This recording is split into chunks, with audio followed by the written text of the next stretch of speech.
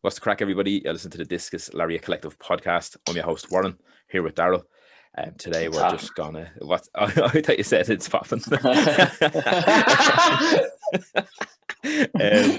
yeah, we're just gonna run through what happened on SmackDown last night.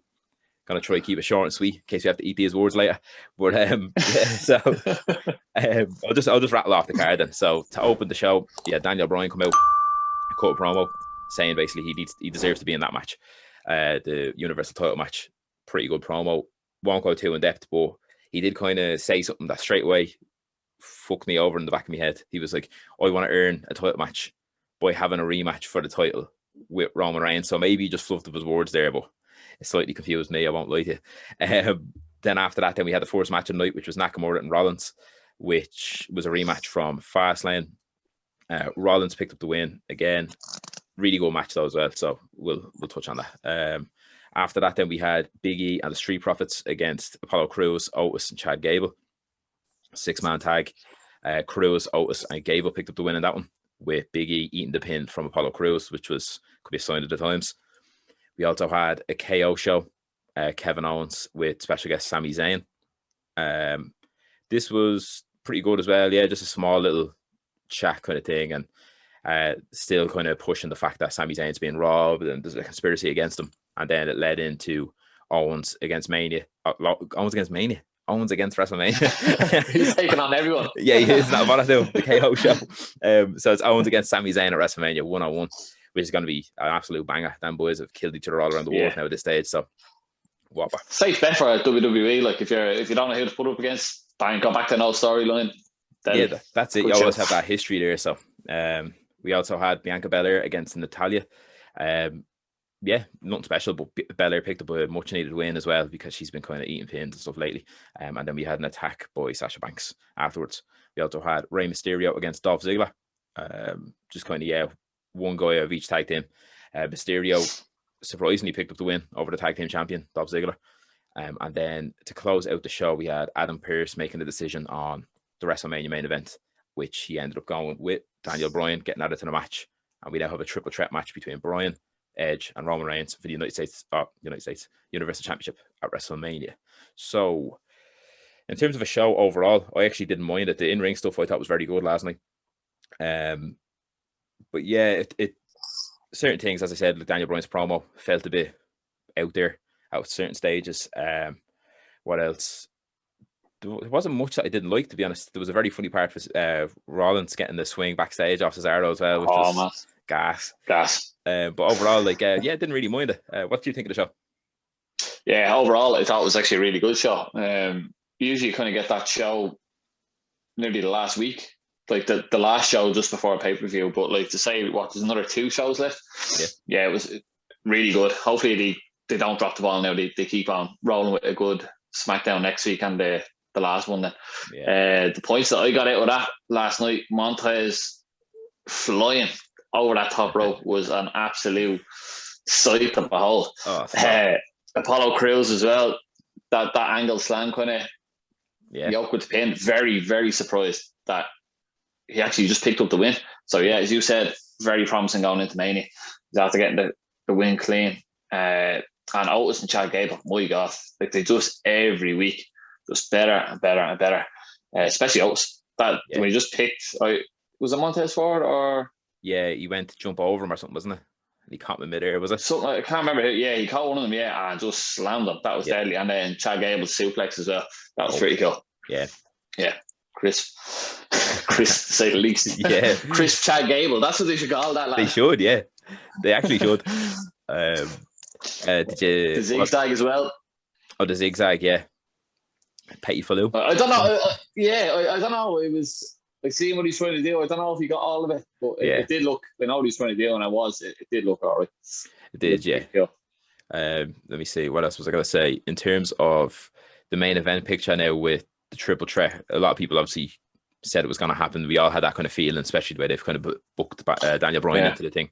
I'm all for it. I'm all for a triple threat. There's nothing wrong with it. Yeah, it's like, when someone just gets thrown into it, you're like, oh, it's like, well, why is he getting thrown into it? But yeah, it makes sense. Like, it does make sense. Like, I know a lot of people are saying, "Oh, Edge is after turning heel." Yeah. Has he really? I know he's lost it, but has he turned heel? I know. Usually, when you see someone turning like that, you're like, "What's he doing?" Yeah. But when I was looking at it, I was like, "Damn!" I was like, "If that was me, I would have done the exact same thing." Edge done. Like Daniel Bryan had his 2 chances. Yeah. Don't care. You had 2 chances, pal.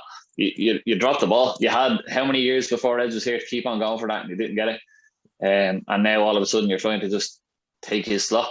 Yeah. If someone's trying to take my slot, I'd be doing the exact same. And Daniel Bryan went for Edge. Edge just retaliated. Yeah, true. He called him a son of a bitch. So it's like, Roman's the heel, and then the 2 boys. It's like Edge is more of an anti-hero now. Yeah.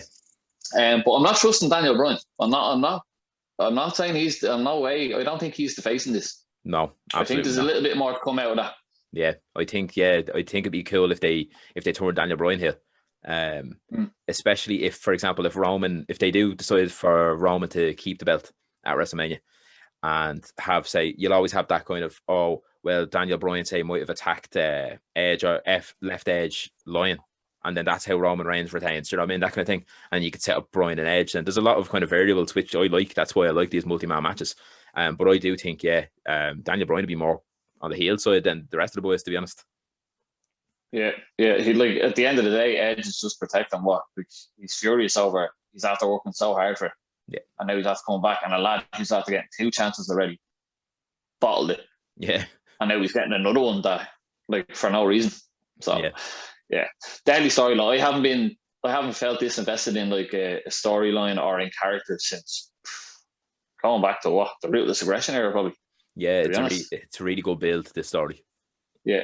Yeah. Especially with Rowan. Rowan's just $1 million in this. Like, yeah, he really is. He's the top dog, isn't he? Like, across every promotion, even. Do you know what I mean? But I always see people kind of arguing on Twitter, like, oh, like Kenny Omega's the bigger draw, this person's the bigger draw. It's like, right now you can't touch Roman Reigns. You can't. Like, Kenny Omega might be a better wrestler, but he's working for, say, AEW, which are not on the level of WWE, as we were saying in another video. But I love the storyline, love the build, love the matches that they've been having. The likes of the Chamber match, and then Daniel Bryan and Roman Reigns there on Fastlane was savage as well, and then Edge obviously winning the Royal Rumble. So it's fine with me anyway. And then not gonna complain about that. Yeah. Is there anything else then that kind of stood out to you, or everything? We kind of covered everything now. No, that was it. Just the 6-man tag. That really blew me away. Thought everybody in that match looked fucking great. And then the segments. And as I said, like, I haven't been that really invested in the storyline. That was just unbelievable last night. All the segments, the little cutscenes and stuff like that. Yeah, really good. So overall, a great show. I know there's 1 or 2 little hiccups or whatever like that, like you said with Daniel Bryan and stuff, but I wouldn't really say it that much for it. Yeah, absolutely. It's very watchable. Like that seems the key thing that we always talk about lately, is like watchability. Like if you could sit there and watch a highlight package or watch the full thing, you want to be able to just sit there, enjoy it, not think about it, and just barrel through it. And that's what SmackDown has been and was again last night. So hopefully now, as you said, they continue over the next 2 weeks, and hopefully now Raw takes a leaf out of their book and goes forward now on Monday with the whole Fiend thing, Randy Orton, and then obviously the main event picture. But we'll wrap this one up. So that was just like a little short kind of SmackDown review. There's no point in going in depth in each match, because realistically you've probably seen 1,000,001 reviews, or you've seen the matches yourself. So that's just our thoughts on the show last night. So before we go, I just want to say thanks very much for listening. If you listen on your podcasts, Apple Podcasts, Stitcher, Acast, and Spotify, give us a follow over there. If you like the video, drop us a like, drop a comment, let us know what you think of SmackDown last night, or what you think of the Universal title picture. That'd be another thing. Hear other people's thoughts on that. And then, subscribe to the channel. And then hit us up on the socials. Discus Larry on Twitter, Discus Larry Collective on Instagram. And then until next time, then, we'll see you soon.